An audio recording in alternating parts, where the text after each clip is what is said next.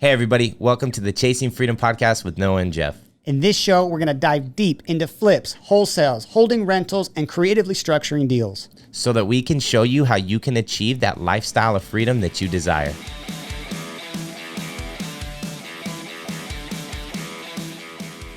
Hey guys, welcome back to the Chasing Freedom show with Noah and Jeff. Today, we have a very, very special guest. I'm super excited to introduce to you Heather Blankenship. She has a real estate portfolio consisting of $30 million of real estate that's broken down into 4 RV parks, 4 mobile home parks, and a series of multifamily assets. So Heather, we're super excited to have you on the show. We're excited for you to share the wealth of information that you have and the knowledge that you have to hopefully help our listeners achieve financial freedom. Awesome. Thanks for having me. Yeah, absolutely. So what I'm really interested in picking your brain on is you building this empire that is very unique compared to what most people would consider like a real estate empire, right? Like you've done it through mobile home parks and RV parks and this glamping experience.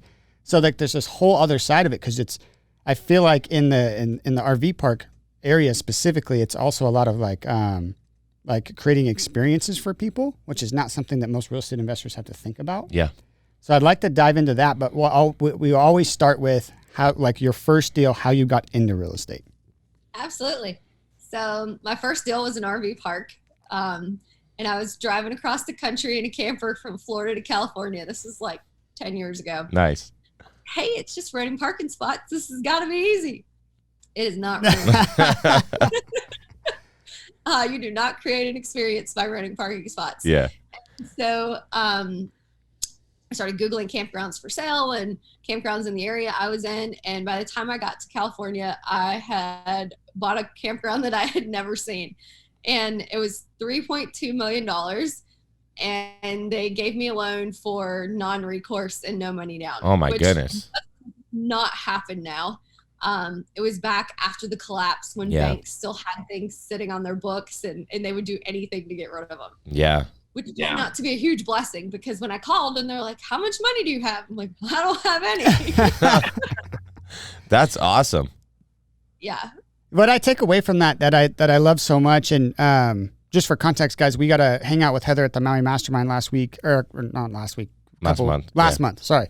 And got to know her on a deeper level. So this show's really fun because I feel like we're already best friends. So she's like acquaintances. Yeah, but acquaintances. It's fine. Chill out there, Noah. But yeah, like one of the things I've noticed about you is like you don't let like the filters on how we should think affect the way you do think about things. Yeah. Right.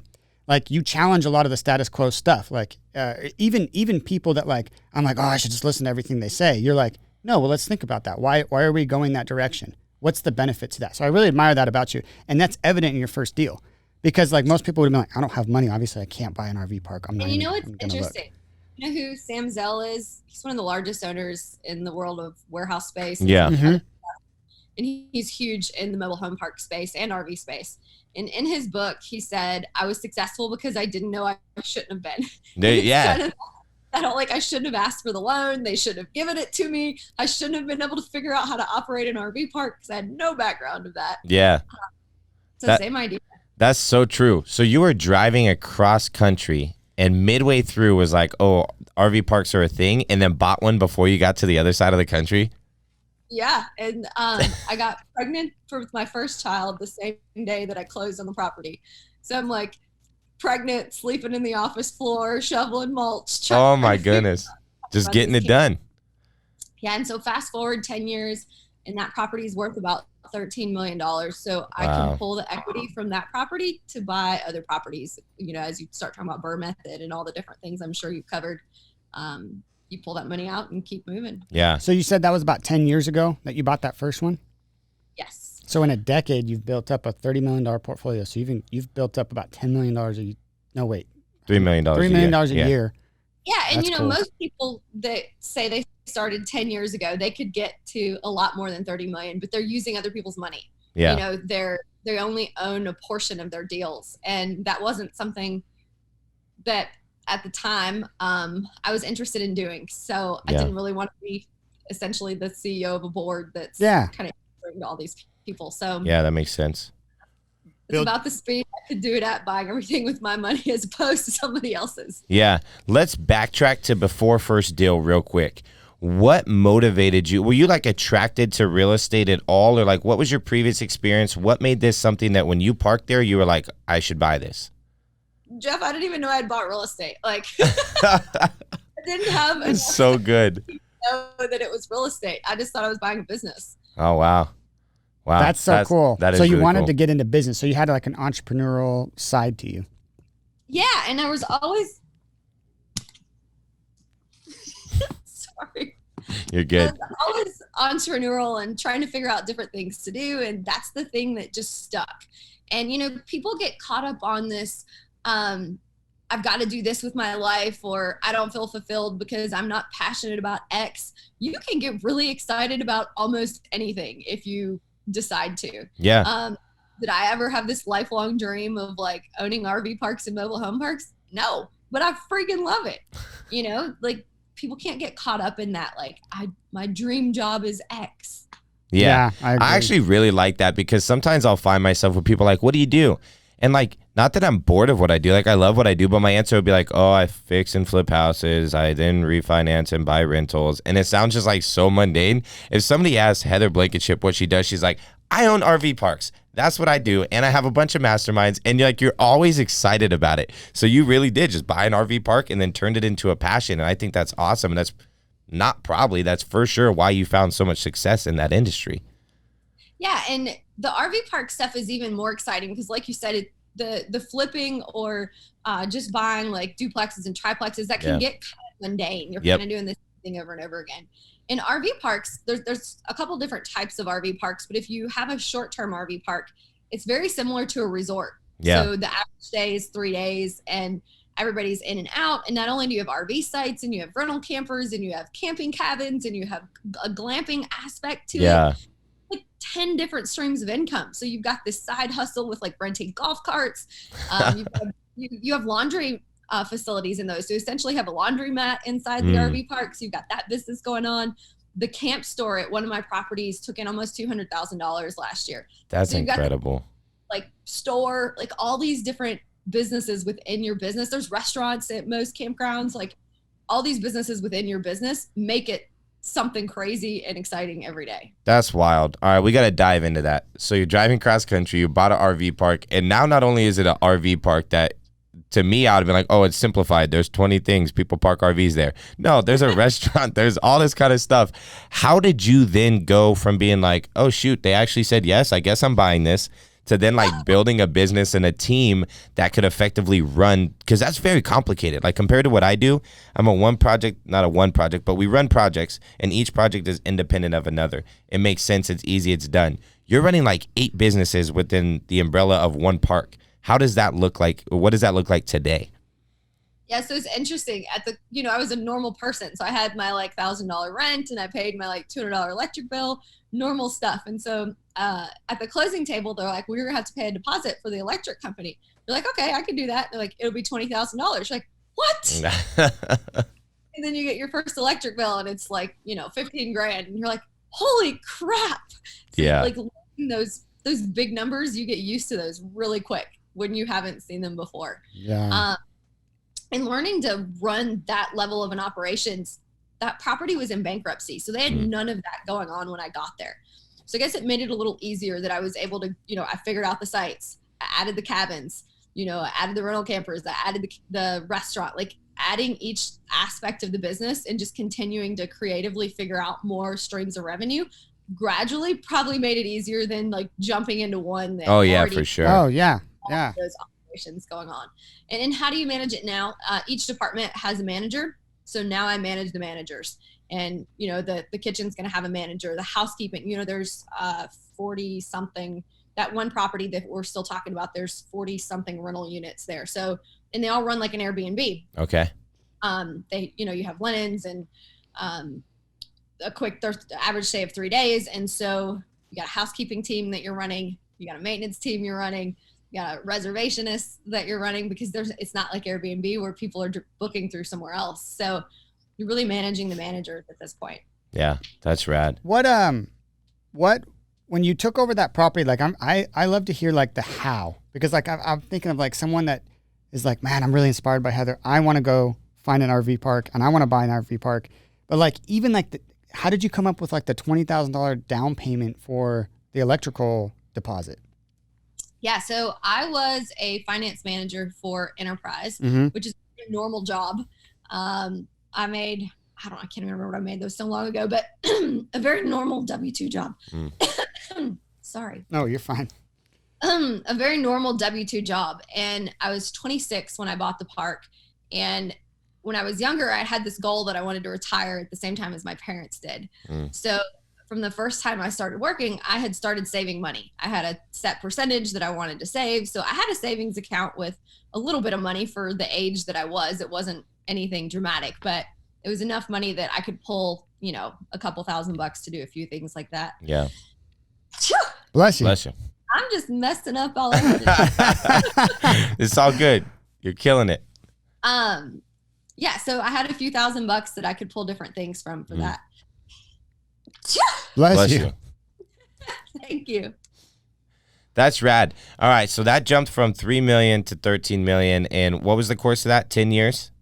Yeah. And, it's been at probably 10 million for a couple years. Okay. And Bless you. Who let the cat out over there? It means, I think if it's 3 times, it means somebody's thinking about you, or maybe it's 4 in some sort of culture. It means someone's thinking about you. So it's all good. So you said you worked at at Enterprise in finance? Yes. That's so funny. So I was a branch manager for like 2 years. Yay. Yeah. That's so crazy. It was the worst. It was the job that propelled me to real estate because I hated it so badly. Yeah. In the rental side, right? Yep. Yeah, it was horrible. Yeah. I was in rental and moved to their car sales division and was a finance manager. I freaking loved that. Oh, really? They almost got me to stay. So I'm like, my last week, I was like, I'm done. They gave me an opportunity. They were like, dude, brand new company car, we'll get you a computer, we'll get you a phone. It's $100K salary. And then you can still earn commissions. It was to sell their fleets to other companies. And I was like, that's really hard to say no to. Because it was like $100K, really easy job. I get the entire month of December off. Or I go into the unknown, not knowing if I'm going to make $1 or not. You know what's interesting crazy. is I think the way they do their management trainee program and they have you manage the stores and like you're responsible for more than I think most kind of corporate jobs make you responsible for the way your income is. Looking back, I didn't realize how much I learned from that company. And I learned a ton about running a business and you don't even know you're learning that. So people who like, I can remember being in college and that was kind of thought of a BS job. Like when you graduated, it wasn't like something super exciting. No. Yeah. But for people who don't realize it, you are learning a ton. It is actually a great program and I feel like sets you up for success if you really try. Yeah, like one of the funny things, like we pay for coaches. I'm sure, you pay for education too. That's how we continue to grow. And one of our coaches one day was like, well, you need to be having a monthly or a daily sales meeting and you need to be going over KPIs every single day. Yeah. And I was like, oh, this is so brilliant. And then I thought about it and I was like, this is exactly what I did as a manager at Enterprise. Like we looked at KPIs every single morning. I had one-on-ones with every single team member once a week and just checking in to see how they're doing. I'm like this. I acted like I had thought like this coach had reinvented the wheel. And then all of a sudden I realized that it was the same thing that I'd already been doing for. And then even their car sales division, like they teach you all these like emotional things about selling, like the feel, felt, found, and all this different stuff that like you use in buying real estate and you don't even think about. Yeah, that's so funny. So in that first RV park, you talked about adding a bunch of other things to increase the revenue streams. That sounds intimidating if like you've never owned an RV park before. Like, how did you know that was going to work out? Like, where did the faith come from to invest your hard-earned money into growing this park? I think I'm one of the most impulsive people you will meet. Like, impulsive. And I don't do anything small. Like, for example, I ran a marathon before I ever ran a 5K. I love it. That's so good.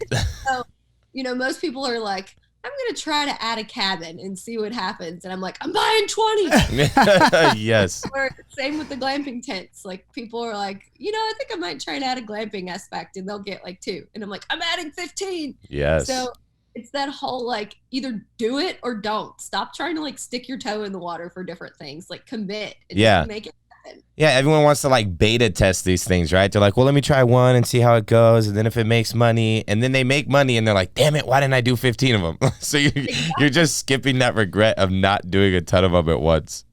Well, yeah, and when you buy 20, you have no choice but to succeed. Like if you have one, you're like, oh, that didn't really work out. But how hard did you try? Because if you buy 20, you're gonna work a lot harder because you know it has to work. That's a whole thought process of burn the ships. I forget who says that. Some author somewhere says that, like burn the ships when you go on a new adventure because there is no going back. Yeah. Exactly. And one cabin, one RV site, one whatever, that's a hobby.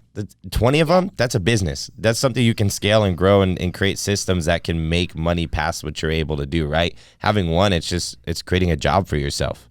Yeah, one is not revolutionary. It's not life-changing. Yeah. And so the 20 cabins last year brought in about $500,000. So it's incredible. You know, if you'd had one, and when I say cabins, they're these tiny, they're the same thing as like a tiny home. Okay. So we're not talking about giant, 20-person cabins. Yeah. They're like tiny home kind of things. Are they dry cabins, like no water or plumbing run to them? They have a kitchen and a bathroom. And Oh, wow. Stuff. They're just small. Yeah. In order to the regulations to be properly zoned and permitted, they have to be under 399. They have to be 399 square feet or less. Oh, nice. They're kind of like a little hotel room almost. It's like cute and fun though. Like the coziness of a small cabin is like really appealing. It creates that unique experience we talked about earlier. Yeah, exactly. It fits the vibe of what you expect if you're going to go and stay at a little cabin at an RV resort, right? Like it creates that experience. It fits that vibe. Real quick, I want to go back to this because I forgot to say the finishing line. You went from a $3 million asset to a $13 million asset in 10 years. Listeners, you can't save that money. You can't save $10 million in 10 years. If you can, show me how. I would love to know how. It doesn't happen. You have to buy assets that, in the meantime, we just heard that she made $500,000 on her cabins last year from just this one property. Yeah. Yeah. So you created that a $500,000 revenue stream, just one of the revenue streams in this one property, as it continued to gain equity through appreciation and is now worth $10 million more.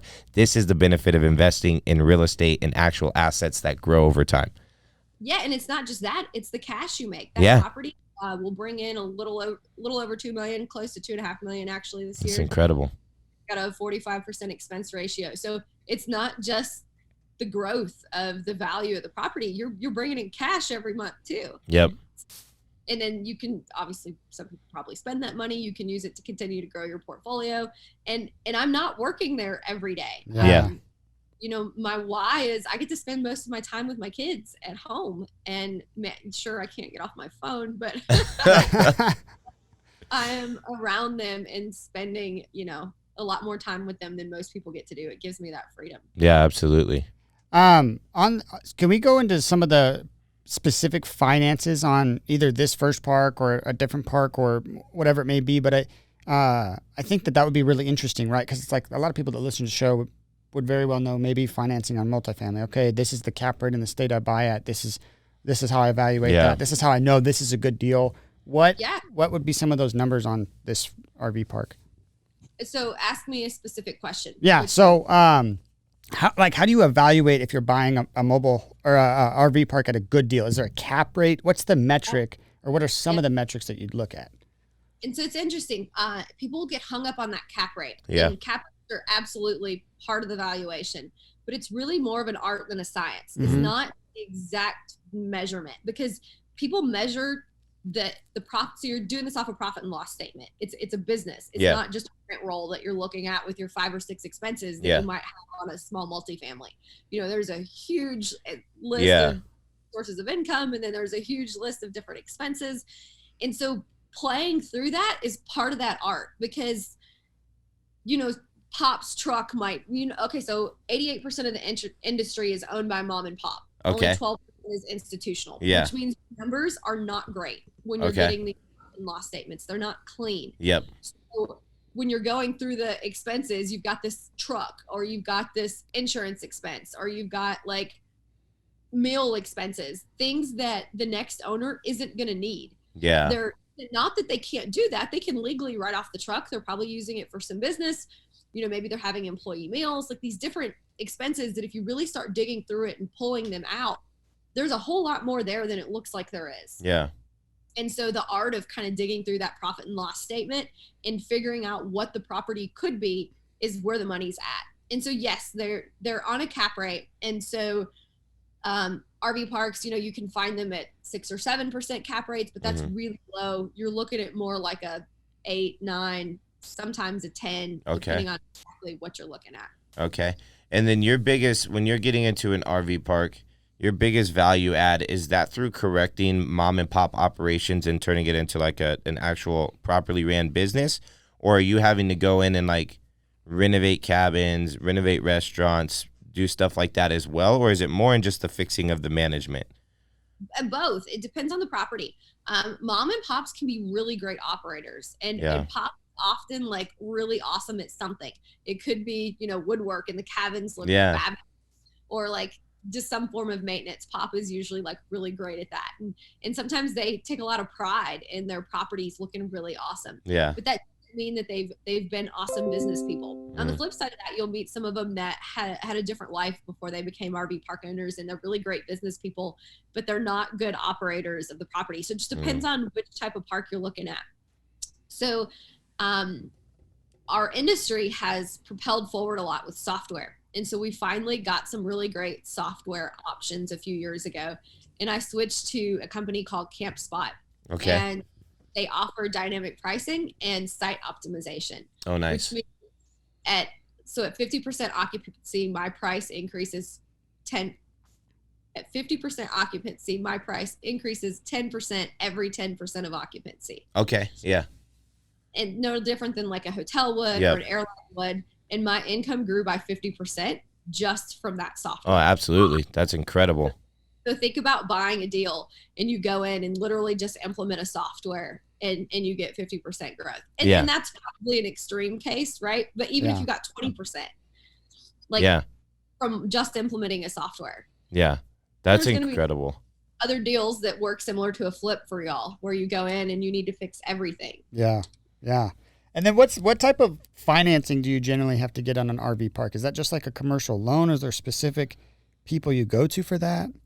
Yep, they're commercial loans. And I have had the best luck, regardless of where I've been, with local banks and credit unions. They're going to be your best friend. The national lenders, the ones that are willing to even look at it, it's tough. Like it's not an easy process. So those local banks and credit unions are where it's at. Yeah. Okay. I find that being a recurring theme on our show of the people who do not non-traditional real estate, but really just things above single family. It seems like everybody that we know that's in another market or doing really just commercial loans, they're always getting better rates from their local credit unions and local lenders in that particular area, because they have an appetite for that area and a better understanding for that area than like a Chase Bank or a Wells Fargo would. Yeah, it's not as risky to them. Now, I will say, if you're buying mobile home parks, there's some Fannie Freddie programs that are really great, but mobile home parks have to meet certain requirements to qualify for those. And when they do, they're really great programs. But the percentage down can be significantly higher. Gotcha. That was actually going to be my next question on the RV parks. What's with those loan products? What are generally the terms of the loan? So the local banks and credit unions, I usually end up putting 20% down. Okay. A different type of lender, sometimes you can see as high as 40%. So it makes it really tough barrier. Yeah. You're not using a local bank or credit union. Yeah, because if you're talking somebody buying your $13 million one, they're dropping $6, $7 million. Okay. Yeah, it's a lot of money. So those local relationships are key. And Absolutely. then, if you were evaluating a park and you're like, okay, this park is worth X right now, but if I go put in 20 new glamping cabins, a couple tents, and a couple trailers that you're providing for other people who don't have trailers, could you get like a capital improvement loan in addition to your loan for the RV park? Yes. Nice. Absolutely. Okay, because I was just so curious about that, because it's an asset class I know nothing about. I'm like, man, that would suck. Same thing as what you're doing for your properties. I'd write out my budget, have my contractors. I would need my engineering drawing to make sure that it was going to be approved by the city and all those things. And at that point, the bank would also give me the loan for the CapEx. Yeah. Okay. Nice. What are some of the things you're doing to go out and find RV parks? Yeah, that's the hard part, because people will say, well, I don't ever see RV parks for sale. Yeah. They're not looking. Like, Yeah. they're not going to be on the MLS. Like, Yeah. Wait, are you serious? that is not where they're at. And so there's niche specific brokers for all different asset classes. And a lot of people will be like, well, I want an RV park in X city and X area. Okay, well, there's not going to be a niche broker for the 3 RV parks that happen to be in that town. Yeah. So a lot of those niche brokers cover regions of the country, or I was a RV park and mobile home park broker for Colliers for 4 years. And so I covered the US and Canada. So you have huge territories. So you could have a niche broker. Cold calling is for sure the best option. This industry is all about relationships. When I was in Maui, I got a phone call or a text from a guy that I've been trying to buy his park for 3 years. 3 years. That's crazy. So it's a long game with those mom and pops, like just kind of continuing to be there for when they're actually ready to sell. And then they have that one bad day and they're like, F it, I'm calling Heather. Yeah. Yeah, because that's what it is, right? When it's a mom and pop thing, it's a lot more emotional for them than it is for you. So something happens in their life, something happens in the business, somebody moves out. They're like, this is just too stressful, I'm done. Because it's an emotional decision. It's not a business decision all the time for those guys.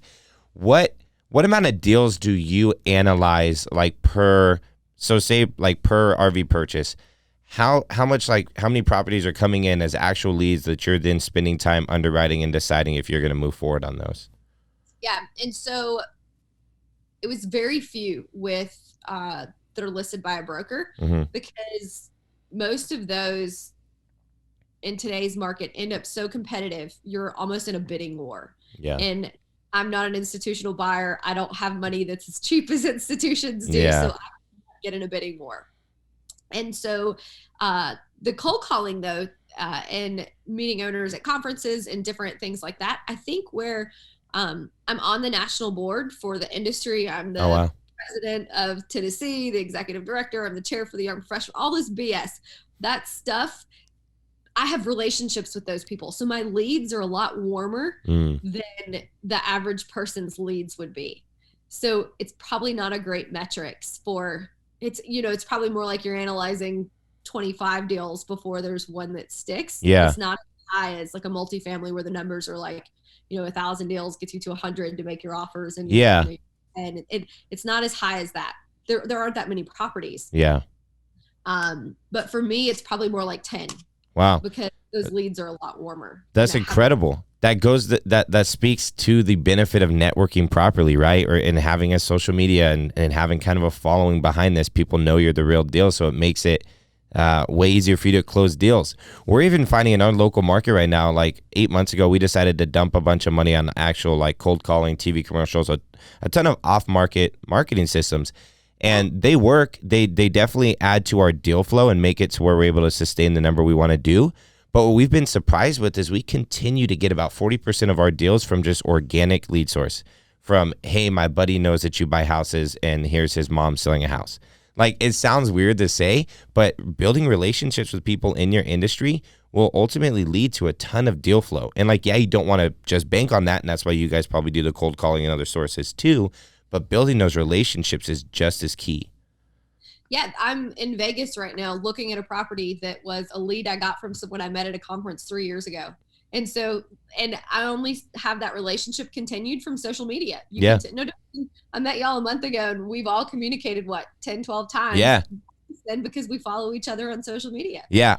So being able to get those leads from those different sources, it's your deal funnel. You've got to have, you said, 40% are organic. Well, you've got that other 60% coming from all these different sources. Yeah, exactly. And those different sources have different times. Like we talked about, those brokers are something you can buy right now. But that guy you met at a conference is 3 years later. So you need that deal funnel constantly flowing because they all have different time frames. Yeah, absolutely. I don't want to dive too deep into this, but I want to see how this plays out. That guy that you met at a conference, or like say somebody that has sent you leads, how did that networking go? Did you go up to him and hand him a couple business cards and be like, "Hey, I'm Heather. I buy RV parks," and walk away? Or how did that look?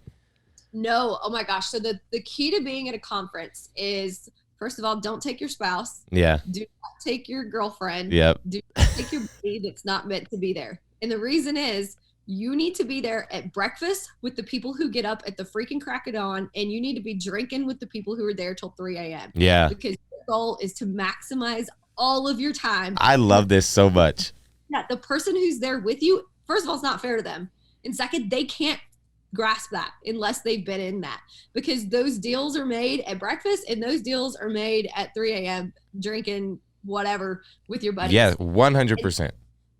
That's how you build those relationships. And so that deal came from a guy. My mom was at that conference with me. She's my COO. Oh, nice. And it was a guy that we had drinks with, him and like another group of say 10 people each night. And that was just our group at the conference. There were like 10 or 12 of us, and he was one of them. And so they get to know things about you, no different than we did in Maui. Mm-hmm. Yeah. And that's how that stuff develops. Yeah, I think it's so key is going deep with a few people. And this is what we always try and do. Like, I actually never thought I was like a good networker until people started to be like, hey, you're really good at networking. I'm like, really? I don't talk to everybody. Like, I'm a pretty outgoing, energetic guy. But for some reason, when I get around like other people who do real estate, I get like all shy and weird. And like, I'm only going to talk to the 5 that I feel comfortable with. But then those 5 end up going really deep with and do business with, and stuff comes from it. So for the people listening to this show, like, just know when you go to meetups or you go to conferences or masterminds, don't be that guy running around handing out business cards to everybody, trying to hit every single person. Go deep with a couple people. And I think what Heather just said is so brilliant. Like, wake up early, grab coffee with people. Noah went to the gym with like 4 or 5 guys in Maui every morning, and those are the guys that he's been really keeping contact with, right? I'm a little bit different. I stayed up till 2 a.m. drinking with people, and those are the people that I stay in contact with. So we got the 1-2 punch going on. But plan on doing those things and plan going to conferences to create that space to be able to do those things and make those key relationships, because you see what comes from it. Heather gets leads and gets deals of multi-million-dollar RV parks from networking properly. And I get to come on fun podcast. Yeah, that's right. Yeah. Speaking of that, when am I going to be on the woman show? Oh my gosh, get out of here. She's like, You know what I love about like making relationships with other people who have this kind of a tangent, but I wanted to say it earlier and I forgot. I love that like now every time I post a picture of my kids on my story, I know that Heather's going to give me a little heart emoji on it. I'm like, yes, I know I have like, it's so we were just talking about this yesterday. Actually, we're trying to build out our social media following, and I'll post like a business hype post, and I'm kind of switching how I do it, but I'll get like 50 likes or whatever, nothing cool. And I post a picture of my kids going to school for preschool, and I get like 100 likes. I'm like, okay, that shows you my following is all, yours is opposite. I post my kids and people are like, what, you have kids? Why are your kids out here? Which, no offense to my kids, that's my goal eventually, kids. I'm sorry. I want more likes on business than I do on just the kids post, because the kids post just like, oh, your kid's cute. Like, business is like, oh, you added value, or hey, I actually agree with what you say. Like, you're getting likes for the purpose of what you're building that social media for. Yeah, and if we go back to talking about the conference, remembering that just because it's in Maui or just because it's in BP conferences coming up and it's in Louisiana, just because it's in Louisiana, this is not a vacation. This is still part of your job. Yeah. It's, yes, fun because it's in a vacation destination, but this is not a vacation. This is your fun job. I think you need to start a program. You could charge people for this. Teach them how to be effective networkers and effective at conferences. Yes, but also be like an advocate for like maybe particular couples that like the spouse is like, no, it's a vacation, I'm coming. Like, you got to be like, I need to be able to hit the hot button and be like, Heather, send a video of like, and now my wife Heather. never wants to actually come. She's like, hey, I'm staying home. But I know there's tons of people that are like, I can't make it to this because I used up my vacation time in this last conference. I'm like, bro, that wasn't vacation time. That was business. You made money off of going there. So I just see it's not fun. Yeah. It's just not the same mentality. You have to go with a very different approach. Yeah. I have fun every day in my business. If I didn't, I wouldn't do it. So it's the same as a conference. I mean, speaking to the Hawaii Mastermind, I went to bed every night absolutely exhausted. Yeah. And like dragged myself out of bed in the morning. I really get up. Yeah. I'm actually shocked I got up 7 a.m. I kept hearing in my head Tarl being like, you owe me $100. He's like, pay up. All right, well, before we run out of time, let's talk about the kind of masterminds and coaching that you have going on. You have Intentional Investor and then Intentional Women, or Woman. Walk us through what that looks like. Why'd you start those, and what's the why behind it, and how are those going? What's your ultimate goal for those? Yeah, so a couple things. I wasn't on social media even last year.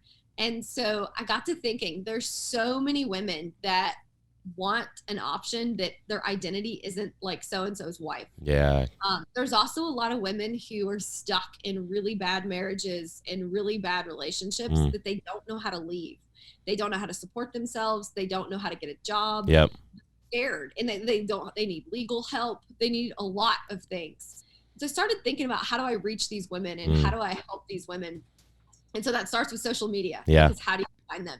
So I started building this social media network. I think I have like 30,000 followers on TikTok now, which makes me feel like a total idiot. That's awesome. But I find the women that way. And the whole goal of the group is for women to be fierce, fabulous, and financially free. So there's 400 women in the group now, and I'm hoping that morphs into something physically in person where, I have these homes for women where they go in these scenarios, and you're going to need counselors, and you're going to need legal help, and you're going to need education and all these different things to help these women. But the beginning of that is the Intentional Women's Group to build a community. Yeah. Mm-hmm. So I have scholarships this year for BP for girls to be able to go. That's incredible. So I'm super excited about that group. You've seen some of the ladies from Yeah. They are powerful ladies. Yeah. I want to, for people that are listening that may be uneducated on this, there is no difference between like what women can do in any spectrum, let alone real estate, compared to what men can do. Because half the guests, more than half the guests you have on that segment of the show you have are way more impressive than what we've got going on. Oh yeah, all day long. By a long shot. Yeah, all day long. So, like, I don't know. I just wanted to point that out. Yeah, and I think that's huge because historically, real estate has not been an industry that there's been a ton of female investors and female business owners. And I mean, maybe it's just I'm naive, I'm pretty young, but to me, it looks like I'm starting to see a shift. Like even the dynamics at the Maui Masterclass. Yeah. I don't think it was as even as ultimately we would hope, and that's probably just an effect of how many women are in the business. But I was very impressed with the ratio of women investors and women business owners to men investors. And I was like, if this was a mastermind 5 years ago, I don't think it would look like this. It would have probably been two lone women in the corner like, hey, let's sit by each other. I think there were 9 of us. Yeah. And they were like heavy hitter, like big time. You're like, dang, these women are killing it. Yeah. I was like, oh, y'all crazy.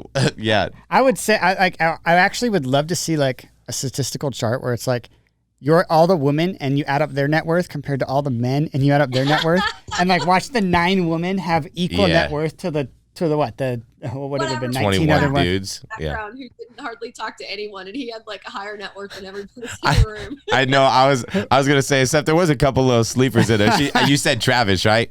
Yeah. Travis was a little sleeper. Yeah, he totally was. Yeah. But see, I'm very attracted to the very quiet people because sometimes I feel like the smartest people don't say anything. Yeah. Yeah. Like they're quiet. Is that why nobody talks to me? Because I'm so loud all the time? I don't know. Look at the statistics. Heather was pretty quiet. I mean, you're outspoken on the things you're passionate about. But other than that, you're not just out vocally saying, I own RV parks. Like, that's not you. Like, you're like, if you come to me and you ask me questions, I'm happy to share. Yeah. You know? Yeah. No different than Cordell's posting stuff, and I'm like, Cordell rides a tractor. Like, bro, Cordell has me dying. He keeps posting all these business idea posts in the group of him just on a tractor plowing strawberry fields. My favorite is when he puts stuff in the comments and he says, "That's awesome, my friend. In Spanish, we say, congratulations." Yeah. It's not Spanish. Oh man, it was a good group. It was fun stuff. Well, hey, let's we'd like to wrap up the end of the show by asking you a couple specific questions. One of them being, are you reading any particular books right now, or do you have a recommendation on any books that helped propel you towards success? Yeah, so one of my favorite books for people who, I feel like even last night I went to a meetup group and there was this guy there and he's totally having analysis paralysis. Like so there was a guy who put the meetup together who's a huge social media person for real estate. And he's like, dude, what are you waiting for? And the guy like gave all these excuses and we're like, dude, you know everything. It's just time to like do something.